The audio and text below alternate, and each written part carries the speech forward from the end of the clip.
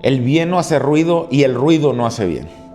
El silencio ha sido apreciado desde hace siglos como uno de los elementos que más nos pueden favorecer para entrar en contacto con la grandeza. Desarrollar el silencio en nuestra vida solo se puede llevar a cabo incursionando en nuestro mundo interior. Y para ello hay que aprender a callar los ruidos, los internos y los de afuera. Aprender a hacer silencio y practicarlo es uno de los desafíos más grandes que tenemos que enfrentar y resolver.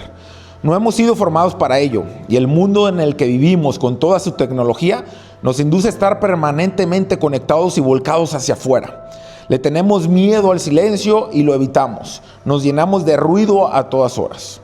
Algunos de los elementos más utilizados para conseguir este objetivo son el mindfulness y la meditación. Estas prácticas hacen posible la inmersión en el océano de la grandeza, con el que nos conecta nuestra esencia.